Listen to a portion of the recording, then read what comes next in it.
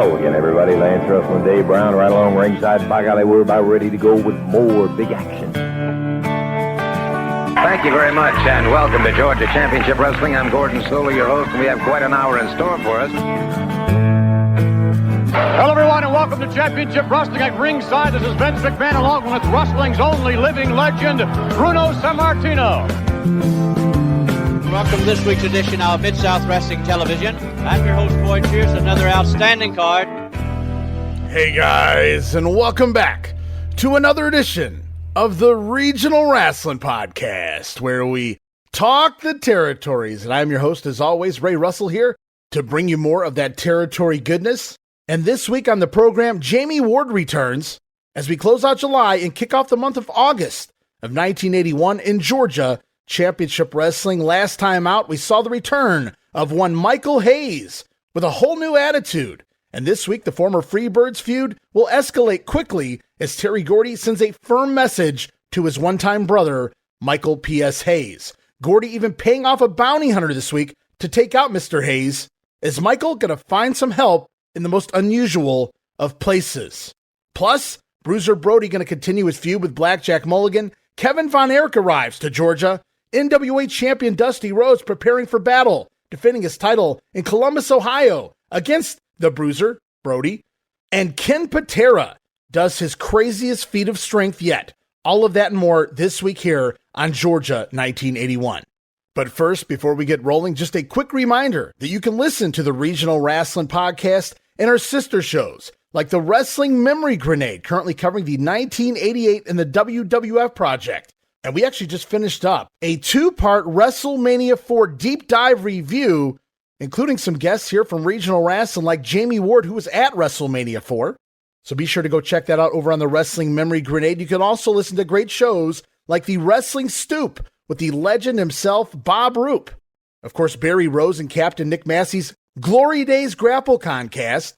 And coming very shortly, if not already dropped, the debut edition of Dan Giannetti's Pro Wrestling Academy, as Dan goes back in time and teaches everyone the history of Japanese professional wrestling in the English language. And you can listen to all of those shows and more, all part of the WrestleCopia Podcast Network, located over at WrestleCopia.com. That's WrestleCopia.com, and anywhere your podcast streaming needs are met, from Apple to Spotify, Pocket Cast, and beyond.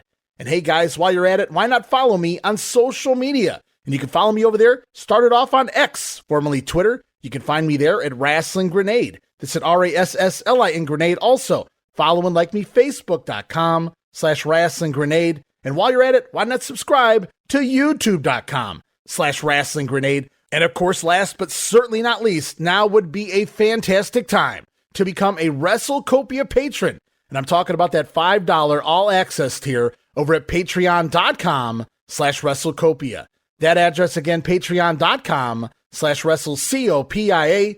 Yes, indeed, you get so many gifts for just $5, including all of my insanely detailed book-like show notes for every episode of The Grenade Show, Monday Warfare, and the Regional Rasslin Podcast. You'll also get early access to many of the podcasts here on WrestleCopia, where you can listen days and sometimes as much as a week earlier than the rest of the listeners. Then from there, it's remastered versions of the earliest episodes of The Grenade Show, covering the 1989 NWA Project. Includes enhanced sound quality, plus new content and conversation never heard before. But that's still not all. You also get digital downloads for your viewing and reading pleasure, random bonus video drops, and of course, the Patreon-exclusive watch-along series, covering many past WWF and WCW events. And I'm happy to announce, with the help of co-host Gene Jackson, we have also posted our very first WrestleCopia videocast, up right now, having some fun going back in time and watching that epic 1985 movie, Grunt, the wrestling movie.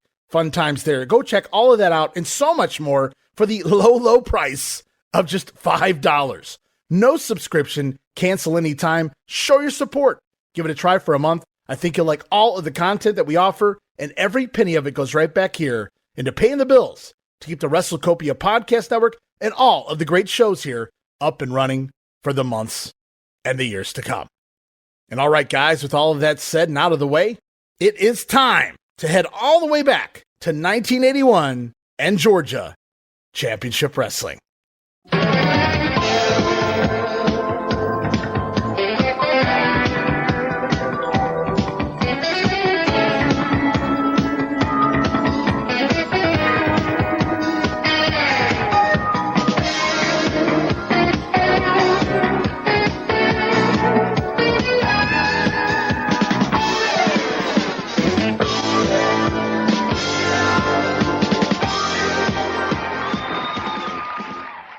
All right, and away we go. Another 2 weeks of TV, another 2 weeks of great house show results, and maybe some other news to get into as well. And in order to do all of that, going to bring back onto the show, onto Regional Rasslin here for Georgia 1981. Welcome back, Jammie Ward.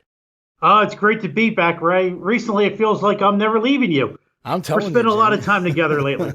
Had you over on the Barry Rhodes and Nick Massey Glory Days GrappleCon. Had you part of the WrestleMania 4 Part 1 review. And hopefully you're going to be back for Part 2 here next week. Everybody stay tuned for that. As we get rolling with another episode of Regional Rasslin featuring Georgia Championship Wrestling in 1981 as the George Scott era is coming to a close, Jammie. Yeah, by the time this is over, it was short and sweet. Yeah, it didn't last too long, but he brought in quite a few talents, I must say here. Of course, Jimmy Snuka, just to name one, but obviously the Masked Superstar already made a deal. He's going to be heading in full-time here shortly, but so many guys have come through here since George Scott began the book. Ken Patera's really been flourishing in this time period, but somewhere within the first week of August, we're going to see a lot of changes going on, not necessarily in the storylines, not necessarily in the talent, but just in the backstage, the politics and the behind the scenes going to lead to some issues throughout the month of August. And we'll talk about that in the next episode, actually, because this week it's 2 more weeks of Georgia TV. And at the end of the show, there's no Omni card this week, guys, but we have a big card coming up in Columbus, Ohio. After like a month of not pushing Columbus too hard, they're back into giving Columbus a solid push each time that they're there.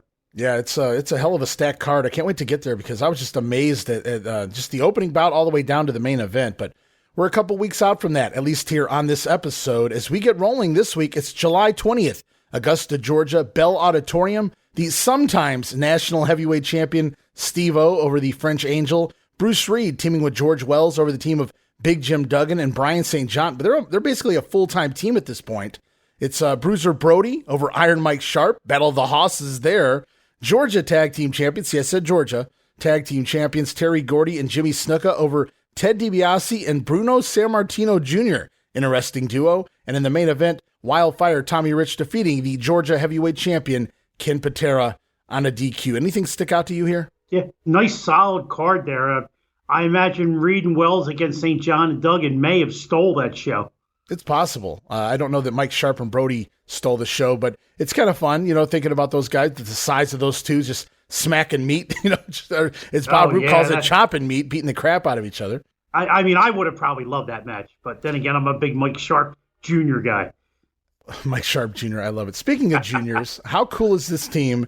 David Sammartino, that's what I call him, guys. He's in here teaming with Ted DiBiase, the veteran at this point, teaming with the for lack of a better term, the rookie David, kind of getting a chance here, taking on Gordy and Snuka and teaming with Ted.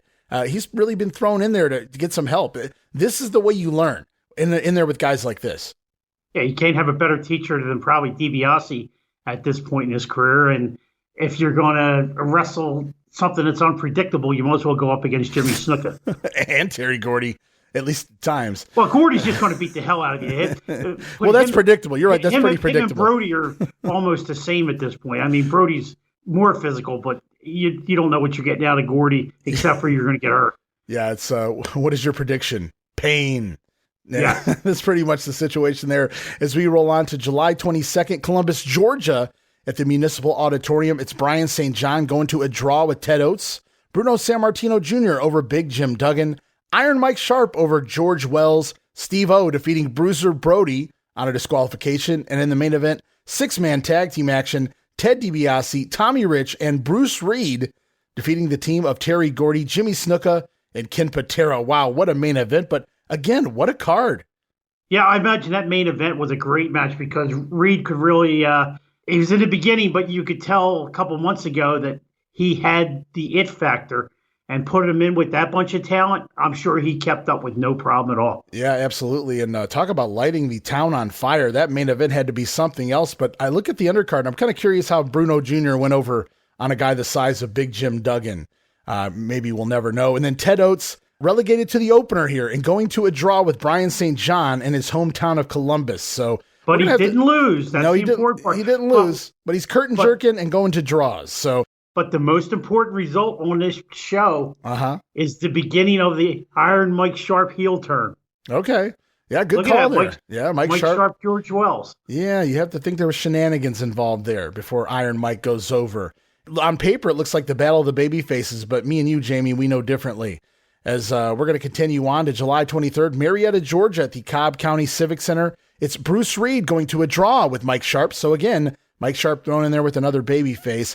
Brian St. John over Bruno Jr. Big Jim Duggan defeating George Wells. And the trio of Ken Patera, Terry Gordy, and Jimmy Snuka over the future $1 Million Man Ted DiBiase, the current Wildfire Tommy Rich, and the always Mr. Personality Steve O. Who do you think did the job there? No, it had to be DiBiase because Steve O doesn't do jobs. Oh, is that how it works? Ever since he's had that ego ever since he came back from Japan, I'm telling you. Yes, he has. Plus, as you and I know, DiBiase doesn't have much life left at this point. Right, yeah, not in this, sadly not in this territory anyway. As we roll on, July 24th in Piedmont, Alabama, Georgia Championship Wrestling invading the Piedmont football field. 5 matches announced. I don't have results, Jamie. So we're going to move on to July the 25th, Saturday. Well, tape Saturday morning, airing in the evening, obviously, at the WTBS studios. It's another edition of Georgia Championship Wrestling on TV as Gordon Soley welcomes the Wildfire Tommy Rich, one half of the brand new Georgia Tag Team Champions. Second to talk to you and congratulate you on something. You and Ted DiBiase, of course, in winning the Georgia Tag Team Championship. Thank you very much, Gordon. You know, Ted couldn't be here today. He had previous engagements, and but I'm here, and it's good. Like I said, it's good to be in Georgia, and it's good to have these belts right here too. Oh, just a minute, old boy, just a minute. You know, Gordon Soley, I feel so good, just like I knew I would when I received this letter right here from Charlotte, North Carolina.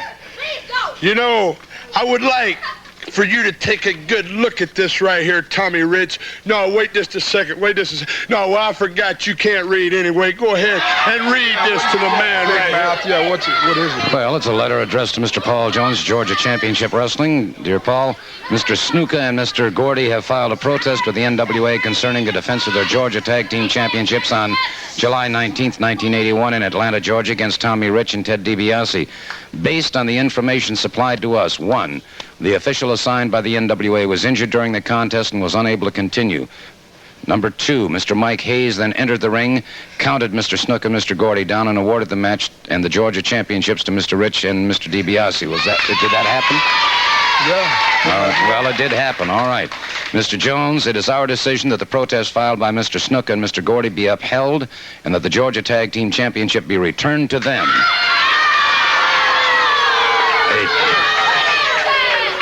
Yeah, that's right. Take a good look at it, boy, if you can read it there.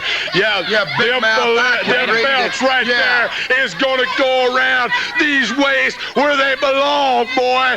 Can you understand the letter? Yeah, I can understand the letter. Yeah, now who's out here crying the blues, Gordy? Who's crying the blues? You talk about how bad you are. Hey, but that's all right. That's fine and good. That's it. Okay. Yeah. Hey, but I want to tell you something, Gordy. It all ain't over yet, boy, brother. Yeah. Why don't you just go on? You're not a champion no more. Everybody out there, you're looking at the champions right now. You know, just like it should be. All right, so that didn't take long. We talked about that on the last episode. I didn't want to leave everybody hanging with a cliffhanger there and kind of wondering what happened there. They go to Wikipedia, they see the title change was null and void, and they question us, Jamie. Well, you guys were wrong. There was no title change, but the situation is this. Michael Hayes came in and made the 3 count. Thus, like I said, the title change was null and void. Tommy Rich here forced to give the titles back to Terry Gordy and Jimmy Snuka. I wrote, what a terrible way to lose your belts. Ted DiBiase is not here this week. He has quote-unquote prior commitments, and thus he loses the belt without even being there. I'm sure Ted wasn't too worried about it. He was making some money in Japan that week. Making plans to head back to the Mid-South territory, I am sure, as we're going to go on. No, but bottom line, on that whole angle, I mean, you just relived that with Roman. Yes. On the UWF right. podcast. So it's a tried but true old school finish. Somebody other than the referee making the 3 count. But the interesting part is, why did it take a week? Why, on Monday didn't the NWA rule and give the belts immediately back.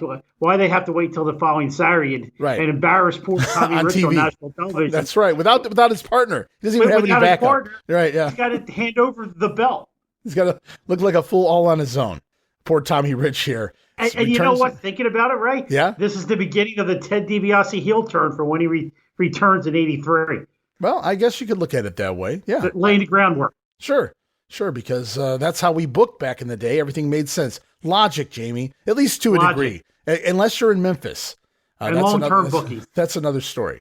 But yeah, so Tommy Rich forced to return the titles here to Gordy and Snuka, and then Rich leaves the interview area, but the interview continues on. Terry Gordy and Jimmy Snuka remain out here as Terry Gordy calls out his former partner, Michael Hayes.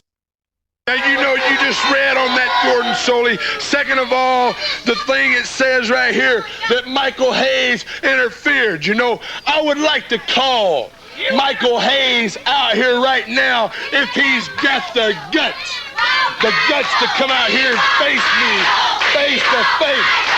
Yeah, we want Michael. Yeah, where's he at? Yeah. Yeah, that's it, brother. Yeah, he's just too chicken. Where's he at? Well, I'll tell you what now, gentlemen. An interruption here, but Michael Hayes obviously heard that comment. Yeah. Well, boy, I'm glad you had the guts enough to come out here. I really am. And I would like to say a few words to you, Mr. Hayes. We've been down a lot of roads together, boy. And you made a big mistake by sticking your nose in my business. And I don't appreciate it at all. And I'm sure you remember this right here, Mike. I'm sure you remember that. That is the cup that you gave my boy when he was born. So what's the point? What's the point? What do you mean, what's the point? Hey, I don't want to have nothing to do with you, and I don't want my family to have nothing to do with you, and especially my boy. So here, you just take this back, okay? No, I gave that to Ray. Take it, give it to your old boy when he's born, okay? Because I don't want my boy to have no reminders of you. You understand that? Shut up! Now you wait a minute. Now you wait a minute, man. Now I ain't got nothing against your family or your son. I got that for him. I got that for him the day he was born, man. Now, that is immature. I tell you what, Terry, the only way we're going to get this settled is for me and you to get it on. Now, that is ridiculous, man. Well, look, that was a silver cup. Look, do you see how we had to look? Yeah. Well, I don't think there's much more to be said about that at this time. Wow, things just got a whole new level of personal here as Terry Gordy calls out Michael Hayes, the fans chanting, "We want Michael." Boy, what a change in the fans' tune in regards to Michael Hayes. Is Gordy going to destroy Hayes' gift for his little baby boy Ray, a silver cup, some sort of like a little trophy, if you will? He doesn't want his son to have any memories of Michael, so Terry Gordy stomping this little cup, this gift that Michael Hayes said he gave to Ray when he was born. I love that they name dropped him too, because obviously we would see him pop up in the WWF, whatever, many, many, many years later as a wrestler. But I love the line, Michael, "Oh, that was immature," when he stomped on the cup. But fun little segment there as they make it even more personal, going into the family. And they nailed real life to the T here. How many times have people you've even known that have had a falling out, and they tell them, "Listen, my problem's with you. I have no problem with your wife and your kids. Right. My problem is with you. You don't have to worry about them." This was just done perfectly. And whoever came up with this, this was pure gold. I feel like some of this is just Michael Hayes, really. I mean, I can't say it. I wasn't there, but it just feels like this is what they're coming up with. Oh, I can see that years later, knowing the mind of Michael Hayes and the influence he's had in the WWF/E in his time there. I mean, very well could be. Maybe George Scott said, "All right, you two guys, if you have it, know what you want to do, roll with it." And they rolled with it very, very well. And, what a hot way to kick off the show. We see the titles return, Tommy Rich having to give up the belt. So huge ramifications right at the top of the show after the fallout from the Omni card last week. And then after that, we get a big angle to further the former Freebird storyline here. Terry Gordy stomping the little trophy, the little cup, the silver cup that he gave Ray the day he was born. And yeah, I remember. I remember watching this, and my mom really got upset. I can't believe he did that.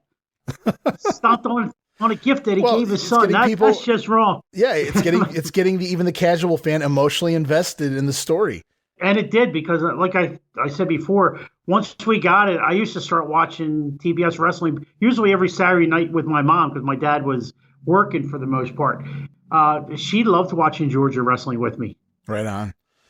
So after all of this promo time, we finally head to the ring. Once again, kicking it off 2 weeks in a row, it's Lars Anderson back this week as he defeats Terry Mills with yet another methodical beatdown. Just nasty. I wrote heel work here. I can't really describe it any other way. I wrote fucking smacks Mills loud as hell at one point. Had him down on his back, reached down and just smacked the shit out of him. Match only goes about a minute and a half, but man, Lars Anderson, he opened both episodes. He doesn't wrestle twice. He's not on the house shows. It's just really weird to see him here in this position, but man, is he believable right now. He is totally an Anderson. Yeah, and I guess they had something planned for him that must have just, fallen through. From what I understand, Lars wasn't exactly the easiest guy to get along with. Right. So it was short, sweet. Maybe it was just a, hey, I'm in Atlanta. I could use $50 to do some TV. I kind of find it funny. I find it funny that when Ole returns as Booker here in about a week, Lars is gone. So I don't know if that had anything to do with anything either. But I just found that interesting, because remember last week they kept Lars out of the Anderson promos, out of the Anderson segments, but he was there. And again here this week, this is what we get. But I got to say, pretty entertaining matches for very good reason. I mean, he just picks these poor guys apart. Unfortunately, I think this is the end of Lars Anderson. Maybe he's off to Hawaii after this. Yeah, I don't think we ever see Lars again. I know he doesn't pop back in Georgia that I can remember. Well, again, Ole's in control for the remainder of the entire run of Georgia here, starting in the next week or so. So, yeah, just very interesting. As we continue on with the show, more promo time here. Bruiser Brody out for the first of two promos on this episode. Bruiser going to talk about his recent match at the Omni with Blackjack Mulligan. Bruiser Brody has just moved in on the scene.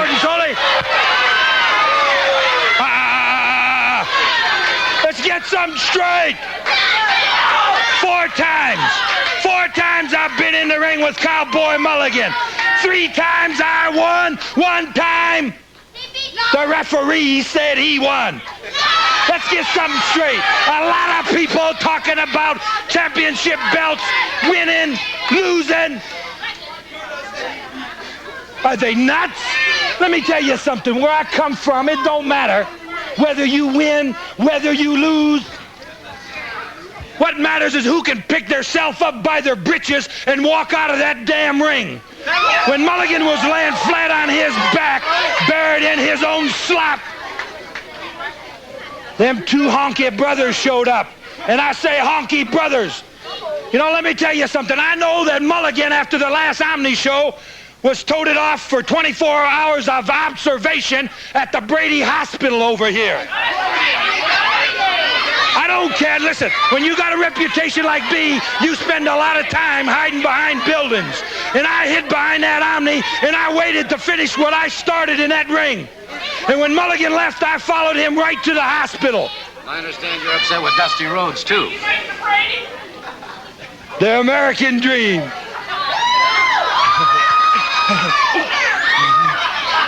That's what I'm gonna do to you, American dream. Well, here are some comments from Dusty Rhodes that I think bear listening to. So let's give a listen to the world champion. So Brody, I love the comment. We'll get to it in a minute, though. He talks about he saw 2 honky brothers carrying Blackjack Mulligan out of the Omni. He doesn't say that Mulligan beat him. He said the referee said Blackjack won. So Brody's like, I beat you 2 times, and the referee said you won 1 time. It wasn't you beat me 1 time. So Brody just blaming the referee for making the decision. I love that there. And then Bruiser, apparently, he beat down Mulligan in the parking lot. Lots of parking lot shenanigans going on in Georgia. They need some security out there. Says not only did he beat Mulligan down after the match in the parking lot, but he followed him to the Brady Hospital and beat him down a 2nd time. And he notes that Dusty Rhodes and the NWA World title, you're next. Brody is one bad dude, and if I'm and I was a big fan at that point, I really thought he chased him down at the hospital. I could see somebody buying that. I mean, it's hilarious that you beat me well, you didn't beat me. The referee said you beat me in the ring, but I came back, I beat you down in the parking lot, and that wasn't good enough for me. I followed you to the hospital and beat you down all over again. It's so great that we can look back 43 years and analyze these interviews and break them down to the minute details. I know, right? It's great. It is a cool thing. Like, could you ever imagine you were going to do that someday? I mean, it's pretty damn cool. Pretty fun. Yeah, after I watched the show, I thought I'd never talk to anybody again about it. Sure. Man, it's promo mania here this week. There's a quick VTR of Dusty Rhodes in the middle of this Brody promo here. It's like 20 seconds long. Dusty doesn't say a whole lot, which is unusual for him. So we're back to the ring for a couple of matches here. George Wells teaming with Bruce Reed over the team of Jim and Bruce Gallagher. Not familiar with the Gallagher brothers. Well, maybe the ones that were up on stage, they would change places and smash fruit and things. I remember those Gallaghers. Oh, you beat me to it. All right. I always think of the Chappelle skit. Are you ready to smash some fruit? I loved Gallagher when I was a kid, man. They had I Need a Hero episode. I didn't understand the political stuff he was saying, but smashing all that shit up on the stage was great. And everybody putting their raincoats and stuff on. Yeah, absolutely. Because they knew what was coming. I want to go to one of these, Oh, man. The 1980s. Also here, making his debut, return, I'm not really sure, but Kevin Von Erich now in the World of Georgia Championship Wrestling, scoring a win over Jose Medina. So we got a Von Erich in the Georgia territory. Yeah, very interesting. I mean, I think both him and David had gone off to St. Louis before this. But it's interesting to see Kevin be the first brother to actually venture into another territory. Yeah, and the cable outlet, no less, at that. Of course, we know David's going to wind up in Florida and get that heel run with the Funks to kind of groom him for what was supposed to be potentially a world title run, being able to work both babyface and heel depending on the territory. Of course, that never comes to fruition, sadly. But Kevin Von Erich here now in the World of Georgia Championship Wrestling, and this is not a one-shot deal. He's going to be here for a little bit. Kevin scoring his first win of the day over Jose Medina. And if you think about it, this, or maybe a day or two before, is really one of the most important days in professional wrestling history because of what is going to parlay off of this, him coming into Georgia, and the biggest feud of all time, the Von Erich Freebirds in Texas, which also influences Vince. And it just snowballs a whole genre of professional wrestling, all because Kevin shows up in Georgia. Yeah, I mean, I'm not going to go through wrestling data and see if he ever crossed paths with the Freebirds in the past. But definitely here, Kevin gets to work alongside Michael Hayes, gets to work against Terry Gordy in the weeks to come. So I don't think it's a mistake that the Birds wind up down there. I'm sure Kevin had a few things to say to Pops, like, hey, these guys are, worth a shot. Let's see what we can do with them. I mean, I'm sure there was a lot more to it than just that, but it doesn't hurt that Kevin comes here in 81 and works a little bit with the Freebirds as we go off now to the original Fabulous Freebird, Michael Hayes. Kevin Von Erich, as we just saw a couple of moments ago, certainly is an outstanding competitor, and he has that real killer instinct that it takes to be a great pro. You hear the music now of the Freebirds, and of course that can only mean one thing at this point in time, the arrival of Michael Hayes. The music's back! The Freebirds back! The one and the only, the original. And I wish I could be back under happier circumstances. But seems that some people have not grown up as much as I thought maybe they had. Some people who go back a long way. Him and I started together when we were teenagers, man. I mean, we lied about our age just to get our license. We go back that far, and he comes out here, man, and takes his cup, his own son's cup, your own son, and you stomp it. Now that's really setting a good example, isn't it, big boy?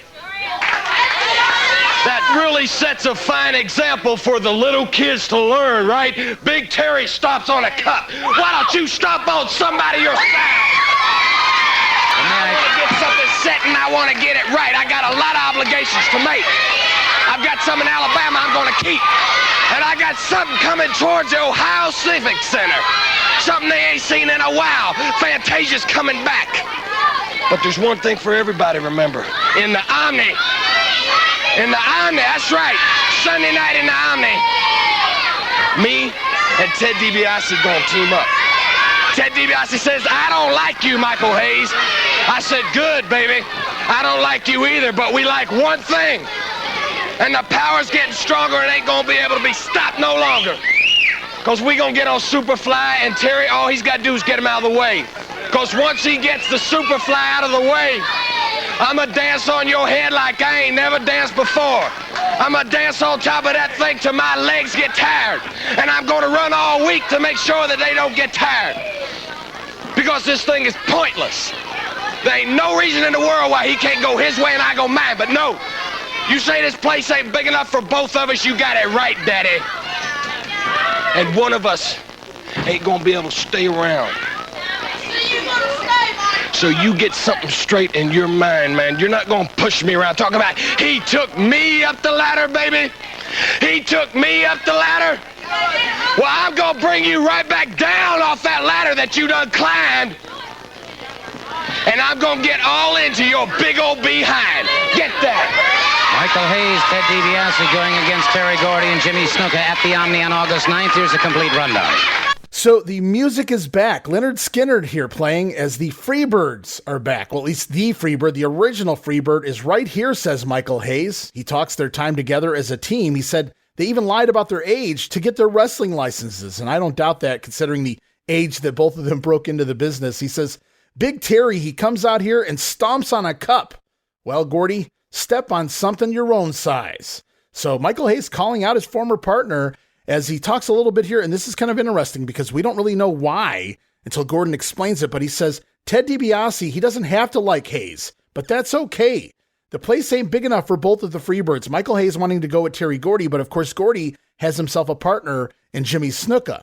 He says Terry, earlier in the show, said he climbed up that ladder without Hayes. Well, Hayes is going to knock Gordy back down off of that ladder very soon, as Gordon Soley lets us know that August 9th in the Omni, it's going to be Gordy and Snuka taking on Michael Hayes and a very unusual partner in Ted Dibiase.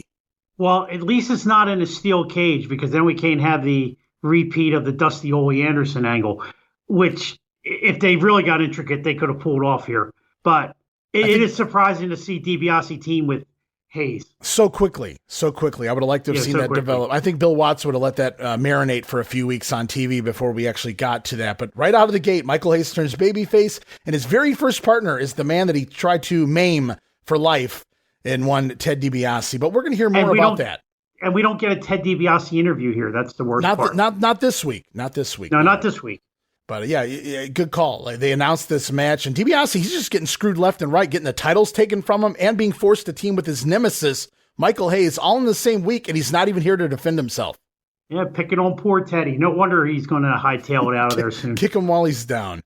As lots of action here on the show this week. Wildfire Tommy Rich over Mike Jackson. That might have been fun. Steve-O. Now, this is an interesting team. Steve-O teaming with Bruno Sammartino Jr. They're almost like the same guy when you think about it. Scoring a win over Bobby Garrett and Ken Timms. Mr. Wrestling 2 back on TBS, so all is right in the world. It's Wrestling 2 over Don Novak, no doubt with that $1 million knee lift. And Ken Patera, the Georgia heavyweight champion, scoring a win over Lewis Haney.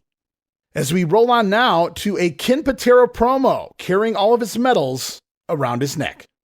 Is for sure, and that is, in fact, the Georgia heavyweight champion. And there it is, the proof. You know, I was just looking over the record books. Out of all the professional wrestlers that are active in the world today, only one, he claimed that he's been in the Pan American Games and the Olympic Games and has brought home the gold. And you're looking at him, Ken Patera, the greatest athlete in the world today. All my credentials are around my neck. They're around my waist. And everybody can see the Olympic emblem, USA with the Olympic circles. That means that I am the greatest wrestler, the greatest athlete going right now. And there's a few people that don't have class, they don't have taste, and they wouldn't have it if it came up and bit them. Isn't that right, Gordon Soley? And you know, one in particular is that goofy Tommy Rich. He comes out here a while ago and says, Ken Patera talks about his big muscles, his good looks, his pretty women, his fancy cars, his diamond rings, his tailor-made clothes. Well, at the Omni on the 9th of August, a chance for him to regain that championship from you. Hey, Tommy Rich, let me tell you, boy, your chances of taking this belt back are slim and none. You know, you remind me of that 7-Up commercial between Linda Carter and Don Rickles. You know, the one that Don Rickles says that it tastes good, and Linda Carter comes back and says, Donnie boy, that's impossible because you don't have any taste. Well, that's right, Tommy Rich, and you don't have no class. Otherwise, you'd give up, go home, back to Tennessee, you goofy redneck, and leave this man alone. You come out here, you're going to be in the Omni, right? The Omni on the 9th, and you say you got to do. Well, I know what that hold is. And maybe I might be a little reluctant to get in the ring with you. Because I don't like surprises, Tommy Rich. That's why I'm going to snuff you. So Kenny Patera, he has Tommy Rich once again at the Omni. Maybe the final showdown between these two is the Georgia title once again on the line. Remember, Patera took the title from Tommy Rich several weeks ago at the Omni. These guys have been feuding ever since Tommy won the belt back in the tournament. And it just continues here into the month of August 9th. Once again, Patera defending against the Wildfire. And then he does something odd here. He references a 7-Up commercial involving, as he said, Linda Carter and Don Rickles. And I had no idea what the hell he was talking about. So I actually went and looked it up on YouTube, the video, and it kind of made sense to what he was referencing here. Just kind of a weird commercial involving the former Wonder Woman and Don Rickles, the old hockey puck. Look who's turning Diet 7-Up. I guess you have to give up a lot to fit into your costume, huh, Linda? I don't have to give up anything, Don. Remember, I'm a star. Besides, any diet drink can help me fit into my costume. Then why the Diet 7-Up, sweetie? Because it's crisp, it's light, it doesn't have that funny diet taste. Why are you drinking it, Don? Oh, I like the taste, too. That's impossible. Why is that? Because you don't have any taste, Donnie, dear. Oh, you're a beauty, too. A dandy. Diet 7-Up. The only thing you give up is caffeine. Yeah, there's two people you would never think had any kind of association. Nothing. I don't remember the commercial myself, but that's definitely an odd couple there. Yeah. But again, Patera in this interview, he's just a dick. I know I used that before, but he is. He's just so snotty and arrogant, and he's great. It's peak Patera. It really is. Like, I don't know that he ever got more smug than he is right here in this brief, sadly a brief run in Georgia in 81. I mean, I'm sure he did. It's just a different world up in New York. You get to cut promos, but you have managers, Grand Wizard, things of that nature. And it's not that Kenny couldn't speak, but it's just a different level here when he's talking for himself. I thought he did a great job here. Yeah, his whole run, he does a great job on all his interviews. You could tell he respects Tommy, but he talks down to Tommy, and he knows Tommy's not a threat to his title. What he meant to say was, Tommy Rich, I respect anybody that can drink that many bottles of beer and continue to walk. That's probably what he meant. But yeah, so the feud goes on, and I love how Ken Patera all of a sudden busting out those Pan Am medals, all those gold medals around his neck, and he's very sly in the way he delivers the lines. I'm a former Olympian. I've been in the Pan Ams. Look at all of my gold medals. And, on the surface, you think, oh, there's some Olympic gold medals in there. And there's not. And I'm not knocking him for it. I just love how he sneaks that in there, that I was in the Olympics and I was in the Pan Ams, and the gold medals are real. They are from the Pan American Games, but they're not from the Olympics. No. And then it's back to the ring. We saw him earlier. He's coming out for a match number 2 here this week. It's Kevin Von Erich back out as he defeats Chan Chung in 2.5 minutes with a reverse flying body block off the top rope. Kevin Von Erich was really good here, looking good in Georgia. His matches in Dallas were very different from squash matches here on Georgia TV. Oh, yeah. I mean, he wasn't potatoing guys here.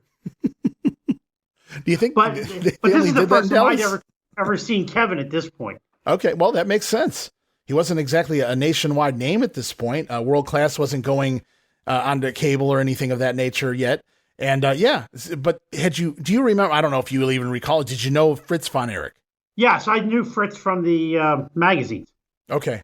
See, now Fritz was one of very few guys that my grandfather told me about because he watched wrestling in the 50s, back when TV first came out. That's one of the things you had to watch. So he knew of the original guys on the TV, and he watched it a little bit. Now, he wasn't like into it like anywhere near me, maybe not even 1% of me. But as I was a kid in the 1980s, he would tell me stories of a handful of guys: Bobo Brazil, Fritz von Erich, my grandpa used to give me the stomach claw. When he would play, he'd put the claw on me or whatever, and he would say Fritz von Erich. So that's how I knew of the Von Erichs as a small kid. And so it's kind of cool to see Kevin here. And it was always fun when wrestlers would pop up with the names of other wrestlers. So my dad or my grandpa, I wonder if they're related to so-and-so, and that's kind of how I learned some of the old guard when I was a kid, long before the internet and long before books and things of that nature. Right, yeah. I mean, I first started buying magazines and stuff in like 1978, and I would read those things cover to cover. And when I first got to see Kevin on TBS, I could picture the wrestling news cover with him. I think it was from St. Louis with a head scissors on somebody. It might have been Dick Murdoch, and I could still picture that cover of that magazine today. Wow. Yeah, that's pretty cool that how things are ingrained in your mind and how you remember things. I remember growing up and all the names that were out there. I remember my uncle one time when Abdullah the Butcher came out in WCW. It was probably around the time he got fried at that Halloween Havoc and the electric chair. He was in WCW around that period, and my uncle came over, and I said, "Oh, that's Abdullah the Butcher," and he said, "That can't be this," because he had seen Abdullah when he started right here in Cleveland and Detroit and things like that.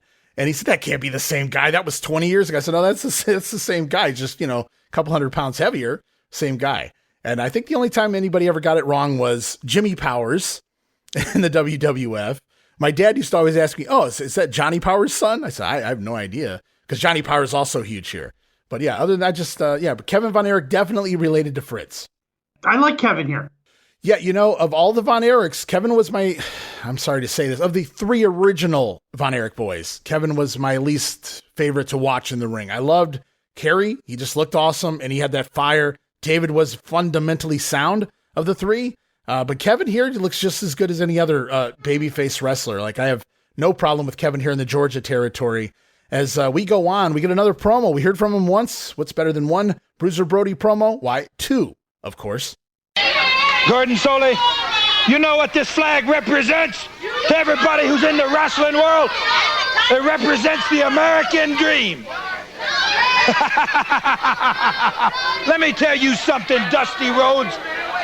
When I was a young man in this business, I used to watch you on TV, and you were so pretty, I didn't know whether to take you home or come down there and beat your brains out. Well, let me tell you something. You come out here and shoot your big mouth off about me? You think you're real cute now that you're wearing the world's heavyweight title? Gordon Solie, there ain't nobody looking at me on this TV right now.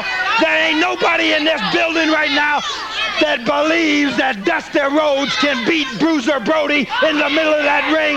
And you know what? They're right. Yeah, what about in Columbus, Ohio, my friend? Let me tell you something. Dusty Rhodes, I'm going to put it to you just like I put it to that big, fat cowboy Mulligan. Since I came here, it seems like I've become a real popular man. All of a sudden, everybody knows if they're going anywhere in the wrestling world, they got to go by yours truly, Bruiser Brody. And that includes Dusty Rhodes. The National Heavyweight Championship belt is only as good as the man who holds it. And in case everybody out there ain't realized it yet, the world title is a piece of scrap junk because you got a great, big, fat, worthless pig wearing it. Well, Blackjack Mulligan wants you in the Omni too, my friend. He got me anywhere he wants me. Knoxville, Roanoke, the Omni, anywhere. So in this one, Brody holding up the U.S. flag, he says it represents the American dream, Jamie. Well, on August the 2nd in Columbus, Ohio, it's Bruiser Brody challenging Dusty Rhodes, the American dream, for the NWA World Heavyweight title. He says the belt is only as good as the person who holds it. And right now, it's as worthless as a big fat pig. I was like, yikes. Yeah, I'm very surprised Brody got away with saying that. I'm not surprised Brody got away with saying. What's Dusty going to do to him? Well, not make money with him? A moratorium on anybody saying anything like that on Dusty. Well, he's not there, so Brody just does whatever he wants. That's true. You talk about Brody sneaking up behind Gordon some weeks. I don't know if it's this week or next week, or maybe it's the week after. We haven't got there yet. I don't know, but there's a week Brody comes out and actually kisses Gordon Solie on the forehead. So I just got done watching that. I think we're about 2 or 3 weeks away from that. Okay.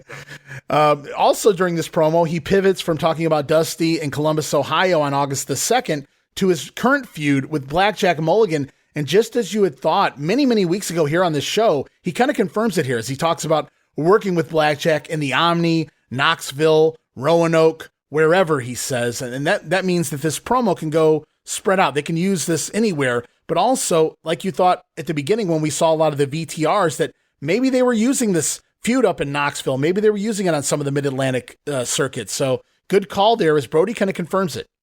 Yeah, they had already helped me with my timeline. Okay. What is it, around 79 that Mulligan and Murdoch and somebody else buy Amarillo. Right. And that lasts about 6-7 months because I know they had David in there, David Sammartino, right, in with them. And then right around March or April of 81, they buy Mulligan and Flair by Knoxville. Correct? Right. Is that, yeah. okay. They got Knoxville here early in 1981. I couldn't tell you the specific date, but I know they have Knoxville right now. And of course, Brody obviously using Mulligan as his foil, two big men colliding center ring. And apparently they've been doing it around the horn. So obviously they're probably just phoning it in at this point. I don't mean that in a negative way. I just mean like they know what they're doing before they go out there. And whoever idea, I guess maybe Mulligan still had enough pull with whoever, between the Colonel and now George Scott to keep this feud going. So it helps fuel the feud in Knoxville. Right. And so we hear from Bruiser, and then we head off to the ring. Brody in action here this week, defeating Ken McCone, not really sure how you pronounce that. Georgia Tag Team Champions Gordy and Snuka also here, defeating the team of Frank Levert and Mike Jackson. Then it's Brian St. John teaming with the French Angel over Abe Jacobs. There he is. Probably not going to be here much longer. Abe Jacobs and Jim Gallagher. St. John and French Angel score a win here on TV.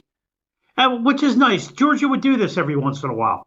Throw a couple of the lower card guys. Well, it lends credibility. Yeah, it lends credibility to them when they get to the house shows. Brian St. John on basically every house show we've seen. Right, and so's the Angel. Right, he's been on quite I would say 95%. So yeah, they've both been on pretty much every show we've seen here in between the TVs. So it's good to lend credibility to these guys who go out there and wrestle every night, so that whoever beats them, should they beat them, because we've seen a lot of draws with these guys as well, it makes them look even better when they score that win. So it makes total sense to give these guys, throw these guys some bones every now and then. Just a little sad we didn't get St. John and Jim Duggan again. Bill Watts would do the same thing in Mid-South. Right. Oh yeah. Watts knew exactly what he was doing. I loved it, man. I loved guys like Bill Ash and things like that when they would score that win in that standby match on the way off the TV, So Tim Horner, guys like that. So really good. Yeah. As we saw him in action earlier, now we hear, well, we're going to hear, let's see how coherent this is. Here it is, a promo from Kevin Von Erich. Kevin Von Erich in our closing moments of the program. Congratulations on some outstanding victories. Well, thank you, Mr. Soley. It's great to be here. Let me tell you a little something. I'm a businessman. I'm here to fill some big shoes that my father filled a long time ago as he handed down to me. And I'm telling you right now, I'm going to be the greatest wrestler since my father. I'm here to fill a big quest. That's to be exactly like my dad was and is now, and all my brothers are in my footsteps too. I'm telling you right now, I'm never going to lose. I'm going to do everything I can to win. Try to win fairly, but the most important thing is for me to win like my father has always done. Let me ask you this, and you said that, and I can understand. In other words, in watching you compete, I've noticed that, fine, if a man wants to follow the rules and regulations, you'll go with him. But if he wants to start breaking those rules or bending them, you're not afraid to pierce it. Well, Mr. Soley, my father always told me the number one thing is to win. And number two is to win fairly, like a man, like the man my father is. And let me tell you, my number one objective anytime I'm in that ring is to win. And I'll try to do it fairly. Well, I might just point out that this is an outstanding athlete, as we had mentioned earlier, of course. You've wrestled all of your life. You're a second-generation wrestler, and may I just say that your dad has certainly become a legendary figure. Well, he certainly is a legendary figure, but let me say one other thing. I've got brothers that I consider are better athletes than myself. We're the Von Erich family, and we're going to be remembered for a long time. I've got big shoes to fill. Boy, the way he puts over his father, you'd think Fritz was coming to town. Yeah, laying the groundwork for it. Who knows? Maybe Fritz was trying to work his way into booking Georgia. Well, you never know. But it was definitely Kevin Von Erich. Sounded like Kevin Von Erich. It was coherent enough. It wasn't a very good promo, but he says he's a businessman. If there's one thing I never thought I'd hear Kevin Von Erich say is, I'm a businessman. As he steps in here to fill his father's shoes, he says he's going to try to win fairly, but the number one thing is simply to win. So he's going to do whatever it takes. He says he'll follow the rules until he doesn't have to. As he puts over his brothers there at the end, his family, the Von Erich brothers, obviously Kerry and David as well in the business at this point. I had heard, I forget who told me, if it was Cornette or somebody, it was back during that time, that Kevin's Georgia run was supposed to be similar to David's Florida run, where he was going to eventually turn heel. Oh, okay. And that was before he suffers the injury that knocks him out of Georgia. He goes home and never comes back. Right. Well, speaking of injuries or something, going to the hospital perhaps, we see footage here at some point during this episode of TV, a VTR. We're off to the Children's Scottish Rite Hospital, featuring Ted DiBiase, Tommy Rich, and Steve-O, speaking with a couple of the kids there. I wrote that was pretty cool of them. But having kids myself, this was hard for me to watch, Jamie, because I don't know the context of why these kids are here, the situations as to why they're in the hospital here. But the kids are still watching Georgia Championship Wrestling, though. That's very clear, referencing heels like Ken Patera and Jimmy Snuka, Michael Hayes' return. Man, I go back and I think about when I was a kid and wrestling being something that I look forward to every week. And it was kind of cool to see the stars of Georgia here come into the hospital and kind of raise the spirits of these kids. Yeah, I have a tough time watching things like that, too. Kids in hospitals, it's, really a bad, unfortunate thing. And it eats away at me. I'm a big softy at heart. But it was also nice, and I understand it was just a PR Powder Plus segment here. Right. But it was nice to see him lift those kids' spirits by actually being there. And it wasn't a fake thing like with fake kids. These were obviously real kids. Sure. If this was fake, I'd stop doing this project right now. That would just be disgusting. Promotional tactic of the year, right, Dave Meltzer? As we continue on, the following day, Best of Georgia Championship Wrestling, July 26th. I got a Michael Hayes promo queued up here for everyone to hear. Rather unusual situation with me right now is Michael Hayes. Here's a man who made some comments on the program, on another program, regarding, I guess, really a basic change of attitude. Yeah, I guess you could say that. It's maybe a rude awakening, or maybe just an awakening in itself, Gordon Soley. But see, I think it did me a lot of good, because you can't remember what used to happen and forget it, because the past is always there, and you have to remember where you came from. And it's hard when somebody comes up in your face that you know well, and they tell it to you point blank, because you can't hit them when they're your friend, right, if it's a true friend. Right. But, I thought one of my true friends, and I'd have bet all my life savings that he'd never done it, took a swing at me yesterday in the ring. And we all know who I'm talking about. We're talking about you, Terry. You went knocking my little brother. How about the time we lived in Jackson, Tennessee, my old lady and yours, and we let you have the crib because you had the baby. I gave you everything. Well, tonight at the Omni. Yeah, well, tonight at the Omni. You better be looking every which way you turn, man. And I mean every which way but loose. Because I got something to settle with you and your little Superfly. And I ain't gonna get in nobody's business. But like I said before, I will say it again. The daddy of the dirty lowdown is gonna be hanging real low, and I'm coming for you. All right, so I guess I got my wires crossed there. Tonight at the Omni, obviously this doesn't air until August 9th. I apologize for that, guys. I apologize, Jamie, but I'm sure you're not going to complain about another Michael Hayes promo here. I'll never complain about a Michael Hayes promo. But how soft-spoken he is here as compared to the Freebird days. Right. Where the voice was much raspier, and he's very believable. Yeah, he's starting, it's a slow build throughout. He gets a little louder, a little more gruff throughout the promo here. The past is always there, Terry Gordy. Remember where you came from. Michael Hayes never thought he'd see the day that this would happen, but here we are, and it's going to be a big tag team action coming up at the Omni, as we know, Michael Hayes and Ted DiBiase. More on that next week on the TV as they take on Gordy and Snuka. But right now we head off to Chattanooga, Tennessee, July the 25th, Memorial Auditorium. Ken Timms over Jimmy Powell. Bobby Garrett defeating Mike Jackson. It's George Wells teaming with Abe Jacobs. Yikes. Yes. Over Brian St. John and Chan Chung. Not sure who that is. I don't think it's the original Chan Chung anyway. It's Terry Gordy over Steve-O on a DQ and Wildfire Tommy Rich defeating the Georgia heavyweight champion Ken Patera, also on a disqualification. And nice to see my man Bobby Garrett getting a win for a change. As we continue on July the 25th, also Carrollton, Georgia at the Fairgrounds. French Angel going to a draw with poor Ted Oates. It's Bruce Reed and Ted Oates again back in the ring, back-to-back matches. Jerry must be somewhere else because Ted's been working the last several weeks here by himself as Bruce Reed and Ted Oates over the team of the French Angel and Jim Duggan. It's Bruiser Brody defeating Mike Sharp. And in the main event, Jammie Snuka over Bruno Sammartino Jr. So a light card as usual here in the Fairgrounds in Carrollton. Yeah, David gets gets a lesson of how to wrestle the unpredictable. Yeah, I think this is their second time going one-on-one. I think last time we did an episode, they went at it. Went like reportedly went nearly 20 minutes. So David, that's right. Getting a wrestling lesson. Well, might as well get thrown to the wolves.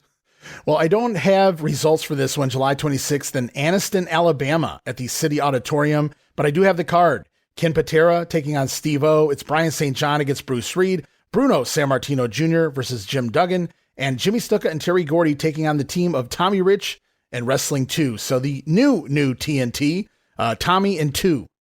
It's a stretch, but I'll go for it. Okay, cool. Yeah. As you had to think about what 2 started with there, Jamie. And here, yeah, I did have to think about what 2 started with because I'm looking at the thing and I'm seeing 2 lines, so it took me a second. We continue on July 27th, Augusta, Georgia, Bell Auditorium, French Angel over Ken Timms. It's Bruno Jr. over Jim Duggan. Bruce Reed defeating Brian St. John. Iron Mike Sharp over Ted Oates. Hey, he's in the semi-main here.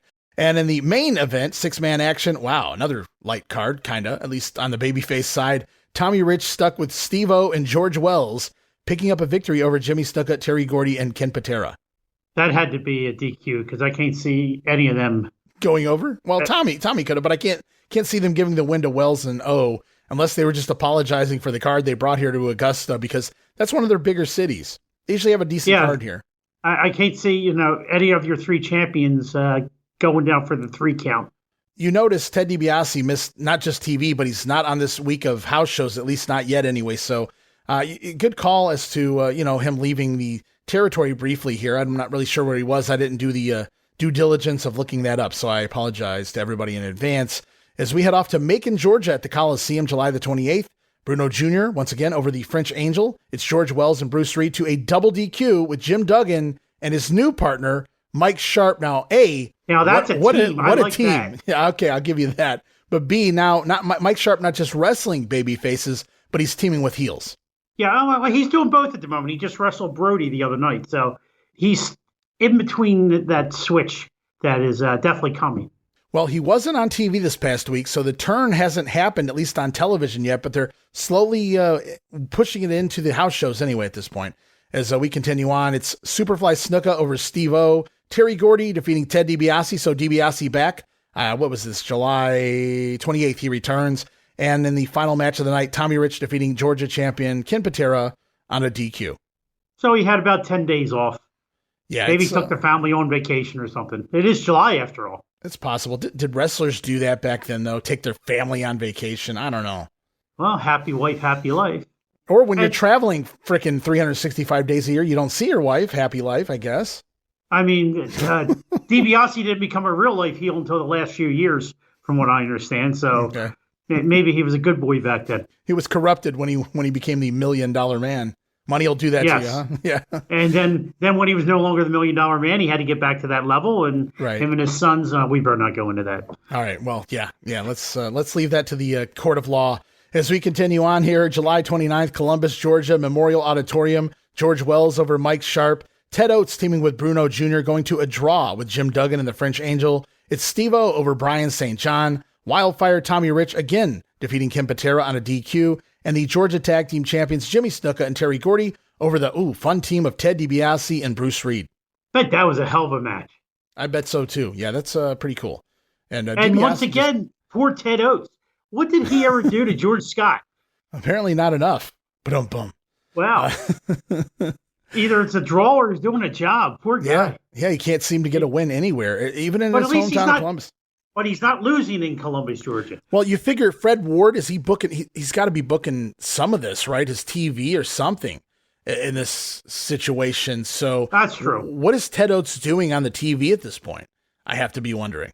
Yeah, I wish we had those TV. How do you go from main eventing and headlining matches with the Freebirds and some of the other things they were doing earlier this year, even on the Columbus Cards here at the auditorium, and now he's relegated to basically opening the show with Bruno Jr. going to a draw with the likes of the French Angel. But it is what it is as we continue because on. they know they can throw that switch and the Oates boys will be right back over again. Well, let's hope so. Let's hope that works.